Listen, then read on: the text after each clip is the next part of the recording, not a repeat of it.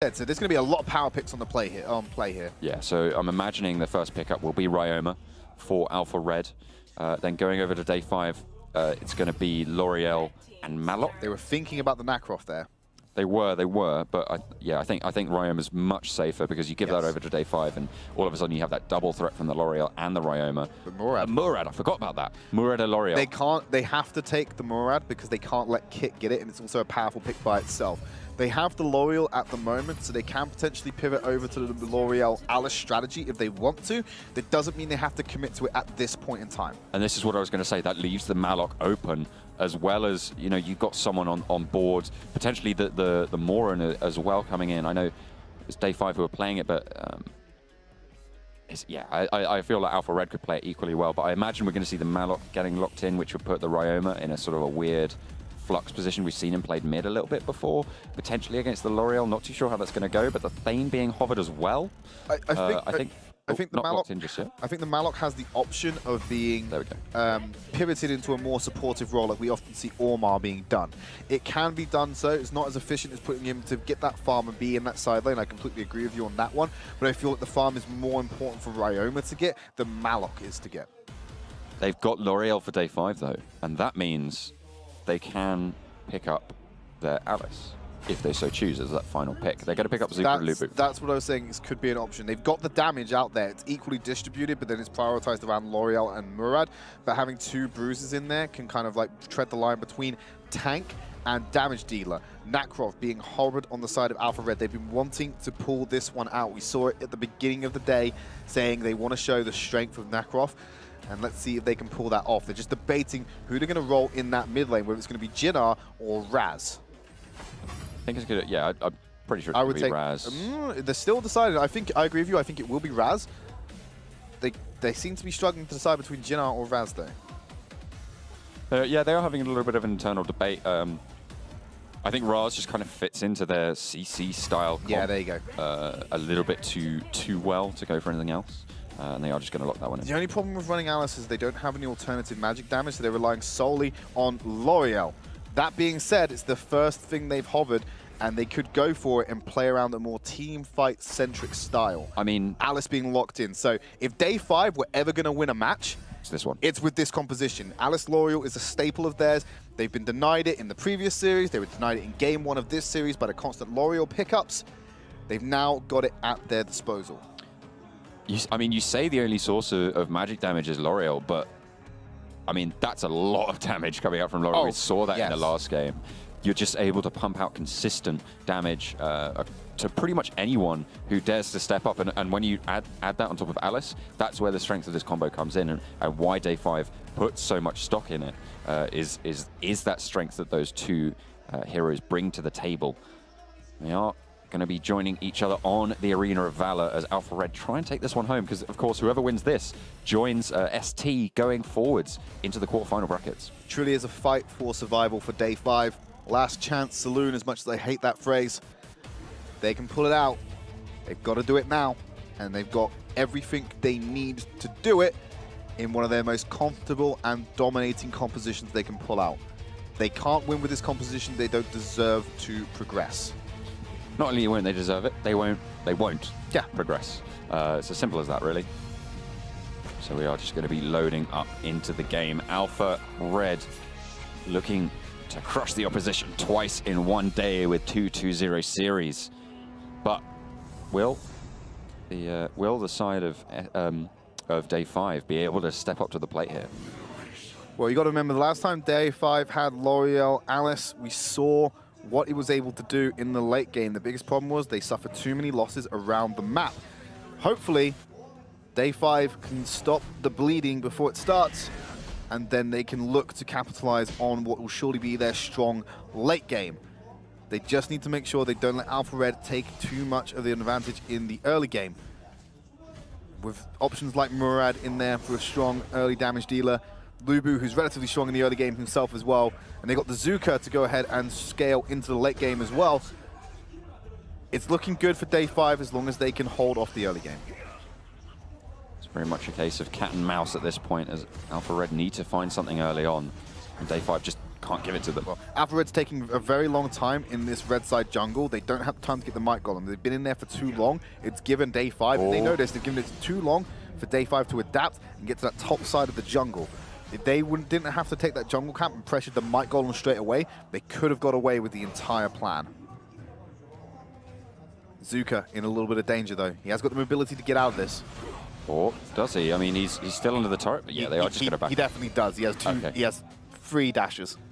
That's a lot of dashes. Yeah, 3 dashes, a lot of dashes. Shield. When he has access to his ult, he has a 4th mobility spell as well. 3rd mobility spell. Murad waiting, running around in circles underneath the Spirit Sentinel spawn. Will pick it up as well. Not too much you can do about that one as Alpha Red, but the Abyssal Dragon is being positioned around, and look at where they've got themselves as well. They have the scout, so they know that the jungle's clear. Right. They're waiting for Day 5 to fall in, and they're just going to flank it on down. You've got Malok riding in as well. Malok's going to be the scout here. When Malok gets the information of where they are, that's when Alpha Red are going to move into position. You can see Ryoma waiting from a different angle as well. They're going to try and pincer them from all sides here. They're pushing in. They have the intel now. They're going to be able to come in from all sides. Tao's flanking on in. APR get the Abyssal Dragon to start, but what else are they going to be able to pick up? That's first blood going over to Wise. I believe that was 2. Make that 3 falling in line. Roro is just going to follow pretty soon, and Alpha Red. Well, if you want to go 2-0, this is the way to start it, my friends. So what we've often seen teams doing is try and contest over the Spirit Sentinel and then have a race to rotate down to the Abyssal Dragon. Alpha Red were like, no, you can take the Spirit Sentinel, we don't care about that. Set up perfectly using the Vision Scout in their blue side jungle and wait to get an angle. Now, because of the way that they split up and trapped Day 5 in, they were unable to get out. They were trapped inside the death box that was Alpha Red's trap. And there's the Murad actually starting to do a hell of a lot of damage, and Athen will be able to pick up the kill. The dash could come through, but the slow from the poke on Last Hope will come good. But Tao's going to go for a 1v2. Will find one. Is he going to be able to find the second? The double kill is going to come through.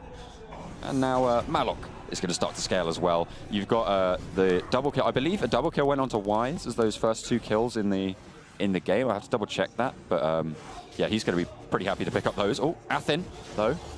He's going to try and take what he can get. Kit over on the Nacroth as well. Will just try and trump the Endure with enough damage to take the kill, and it will happen. The ultimate being used by Taos defensively, and KJ all of a sudden just gets popped. Murad not strong enough to stand up to all the damage being pumped. One by one, they run into die in that situation. It's very unfortunate for them. The Endure, like I said, good timing by Day 5, good timing by Alpha Red to react to it. Wise can't quite lock up Day 5, and now Roro can just walk it down and just poke him, get a little bits of chip damage in, nothing too impactful. Meanwhile, Alpha Red, they expose the mid lane by taking the outer. Look at the score on Malok. He's 5-0-3 at 4.5 minutes. That's almost unheard of so far in the AIC. He's absolutely popping off right now.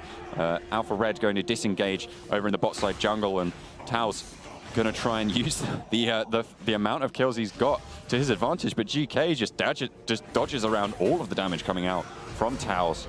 But meanwhile, over in the bot lane, another Abyssal Dragon goes over to Alpha Red. Day 5 not in position to deal with that whatsoever. Yes, all the kills are on Malok. It's usually unheard of. Reason for that, if Alpha Red had the choice, they wouldn't be putting the kills on Malok. He's down on the list of priorities of who you give that over to, along with Fane. So all the kills are being stacked onto the wrong people at the moment, not intentionally. That's not their plan to do so. You want the kills on Ryoma, you want them on Nacroth, you want them on Raj, you want them on your main damage dealers. While Malok can deal a ton of damage, he's not going to be the one who's going to be outputting it in the late game. No, so he's going to be trying to find those engages. That's what they're going to be looking for. Alpha Red looking to go into the jungle and find just that. The ultimate is available, but it gets stunned up. KJ just stops that ultimate from Taos, cancels it, and now they're trying to pump out the damage. But 4 versus 4 is not where you want to find yourself against a fed Alpha Red squad. They're going to take 1, make that 2. Roro now trying to back up underneath the turret. Wise is going to tank the charge, come through the knock-up as well, and that is yet another kill going over onto Kit with a triple kill. Speaking of getting your carries fed, let's see what happens there. Well, excellent angle by Wise there at the end to secure the kill onto Roro. We said Day 5, they can win with this composition if they don't lose too much in the early game. 6k gold deficit, 6 minutes in. It's that 1k a minute gold difference that's coming into play.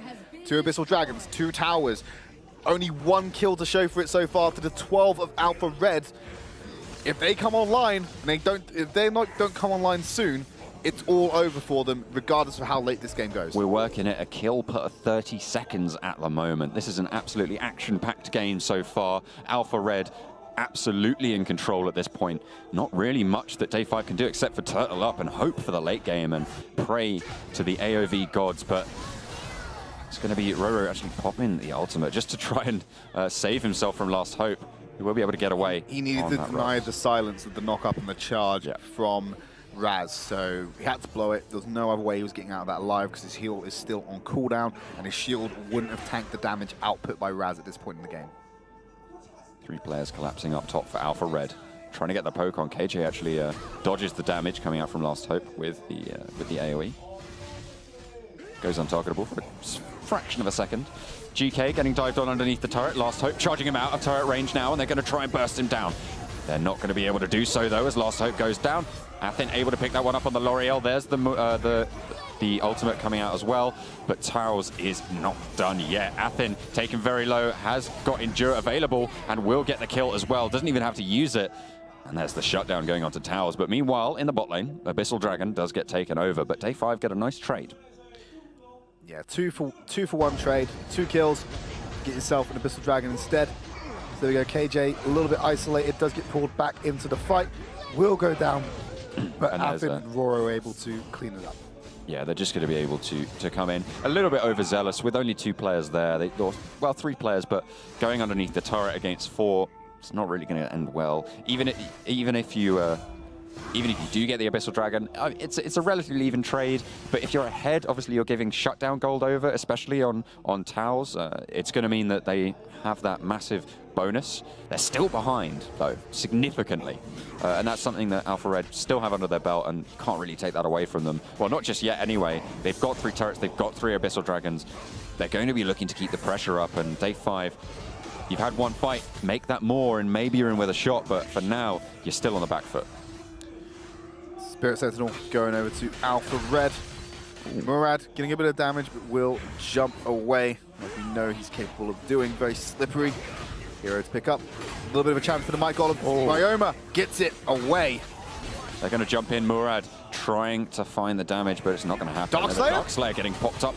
8 minutes and 40 seconds, and Alpha Red have no contest on the Darkslayer. They need to group mid, and they're just going to push straight on down towards this turret. The team fight for Day 5 would not go well as a 5-man, and there's 2 players split off as well. They've got Malok in the top lane, who has that mobility to try and go in, and there goes Kit straight on in onto Roro, trying to shut down the Alice, stop that stun, and the magic resist shred coming through, but the turret is going to get shredded itself. Look for an engage. Jumping in, trying to find the pickoffs, but just going to get the wave cleared.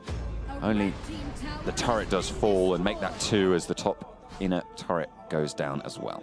Day 5 not putting up much of a fight at the moment. This Alice L'Oreal combination, it's too late for it to work now. Even if it switches on and they start racking up the kills, they're lost too much to be able to capitalize on anything. This is surely Alpha Red's game to take. They're going to push in, try and take the high ground turret. Here comes the engage, and that's a massively quick burst going through. They have managed to take down RF, and they're going to push the rest of the Day 5 players back as well. They're going to push in the top wave once more. So Zuka does fall in that fight. Only 4 players left. They still have their Alice L'Oreal combo for the magic resist shred and damage output, but with your turrets falling left and right, it's really not the situation you want to find yourself in. Kit trying to jump on in, KJ as well, trying to find what he can, but if he zips back, he's going to be taken down by Kit, and the core is getting jumped on. There's Day 5 players getting melted all over, and Alpha Red take a convincing win 10 minutes in, and they have secured their path to the quarterfinals.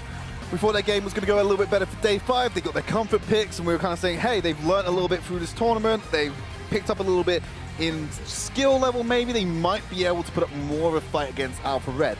We still said Alpha Red would take it. We thought the games would be a little bit closer. Unfortunately, they just weren't. Alpha Red are just that much better than Day 5. They've secured themselves a spot in the bracket stage, which will be starting tomorrow. They'll be going up against Minori Bacon, a fellow Thai team, tomorrow. And that's all we're going to have for you today in terms of matches. So let's have a quick recap of the day. Alpha Red and ST have progressed into the bracket stage from today. So Samsung, Alpha Red, they're going to go up against their counterparts from their own regions, because of the way the brackets worked out. The first seed goes against the Taiwanese team, second seed goes against the Thai team. Yeah, and it's the same on the other side of the bracket. You've got Korean versus Korean. You've got the I can't remember which one it is. Vietnamese. That's the one. The Vietnamese team matchup as well. So they're going to be, essentially it's going to be all four regions coming in and pushing on through, and just they're going to be half of them are just going to go, right. So you're not going to have one dominant region. Because until the semi-finals. Yeah, until the semi-finals. I mean, I'm expecting that Taiwan are going to be dominant just because of the way they just completely wiped the floor with everyone today on ST. I'm personally expecting. I've been disappointed with the level of play from the Korean teams throughout the tournament. I would agree. Team Olympus still remains to be seen of what they can pull out. So be excited to see them come into play tomorrow. I feel as though we'll be potentially looking at, unless Team Olympus are really good and they're that much better than their Korean counterparts, I'm expecting a Vietnamese versus Taiwan final. Probably, I would say, based on the fact that number 1 seed, they've beaten out the competition from Vietnam, I'd say we're looking at a Game TV SMG final. That's just a guess. Here's a recap of how the group stage went today. Well, that's actually yesterday, sorry. That's Group A's standings. Yeah, so it was Pro Army and Team CL that progressed onwards to their bracket. Pro Army facing off against who was it? Against Game TV. That's the one, and their counterparts, Team CL, will be taking on Olympus. This is today's bracket. ST progressing on for that Taiwanese roster, playing off against SMG. Alpha Red progressing on the Thailand squad. Going up against Minori Bacon if this bracket remains how it was presented before the tournament starts, which I hope it is. Hope they didn't just change up the bracket on us like that. Well, they could do. I mean, it would potentially make some more interesting games in the bracket. But it's it could be. I mean, I don't think they're going to swap it up on us. It would make sense at this stage. I think that's the way it's going to go. Let's talk a little bit about highlights, shall we say? Highlights of the day. What has stood out for you today, John?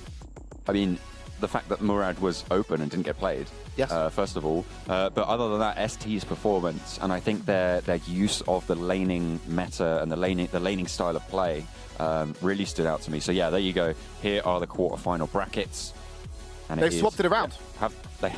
They swapped it around based on what was their website. So, quarterfinals, here is the confirmed bracket. We've been hyping up the wrong storyline whatsoever. Great. Team Olympus versus Pro Army, Game TV versus Team CL. So that leaves the potential for a Korean versus Korean quarterfinal or Vietnam versus Vietnam quarterfinal.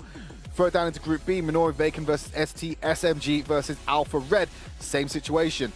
Taiwan versus Taiwan quarterfinal.